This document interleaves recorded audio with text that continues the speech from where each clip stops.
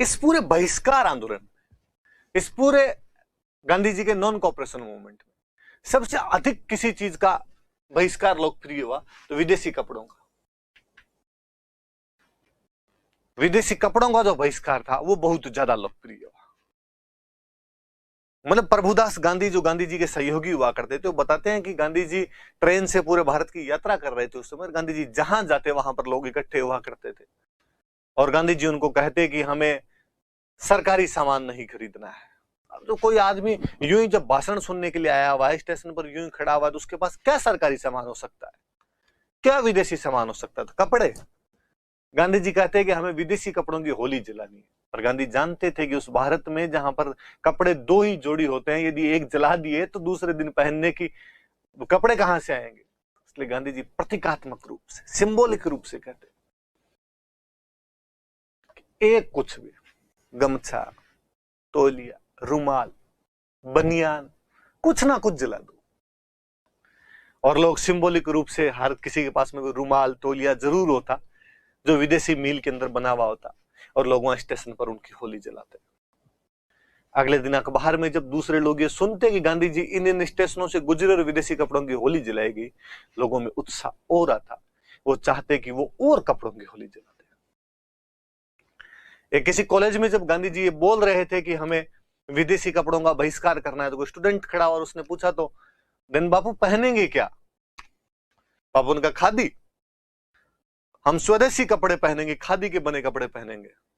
उसने कहा, बापू आप बहुत बड़े वकील हो, आपके पापा बहुत बड़ी रियासत के दीवान थे, इसलिए बातें आती है खादी पहनने की, महंगी आती है। ये सुटेड बुटेड जो आप घूम रहे हो ना खादी पहन के, इतना किसी गरीब आम आदमी को कहा जाए ना कि खादी खरीदनी है, इतने में पूरे घर के कपड़े आ जाते हैं उसके।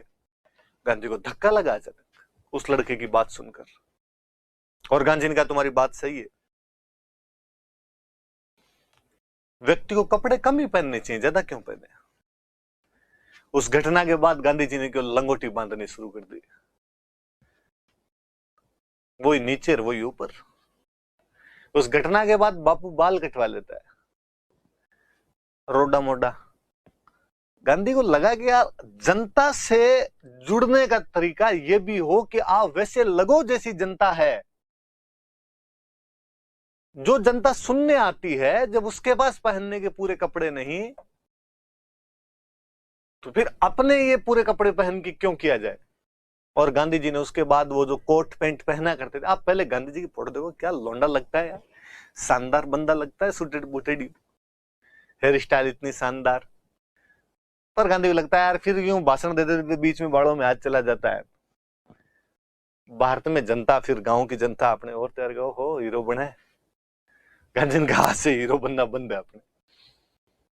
नाई जी को बुला के कहा कि रेजर मार तू तो यार डायरेक्ट। अब जैसे लोग वैसा मैं, जैसी जनता वैसा मैं। उन तमाम नेताओं में जो बाकी नेता सूट बूट पहन के रखते, कोट पैंट पहन के रखते, गुलाब के फूल को जो जेब में टांगा करते थे, दिन में 3 बार बदल दिया करते, सिगार सिगरेट पीते, 3 अलग अलग रंग के पेन रखते, अंग्रेजी में बोलते, उनकी अपेक्षा एक ऐसा आदमी जो लंगोटी बांधता है, लाठी रखता है, सिर पर बाल नहीं है, उस भाषा में बोलता है जिसमें आप समझना चाहते हो। आप खुद सोचिए कि नेता के रूप में लोकप्रिय कौन होगा। गांधी। गांधी की लोकप्रियता का रसायन यहां है। अन्य नेता क्यों लोकप्रिय नहीं हुए, गांधी क्यों हो गए, वो सब बातें यहां पर आके जुड़ती है। गांधी में साम दाम दंड भेद तमाम चीजें थी। तब लगता है कि यार गांधी, सरदार पटेल, ये मोदी शाह, ये देश की नब्ज को क्यों पकड़ लेते हैं। मुझे अंत में एक ही कारण समझ में आता है कि यार गुजराती धरती राजनेता उगलती है। कांग्रेस में भी यदि कोई इन सालों के अंदर कोई संगठन का सबसे अच्छा नेता हो तो अहमद पटेल थे, वापस गुजराती। तो बापू ने अब एक अलग ही तरीके से सबसे अधिक लोकप्रिय किसी चीज को किया तो विदेशी कपड़ों का बहिष्कार था, वो सबसे अधिक लोकप्रिय कर दिया था।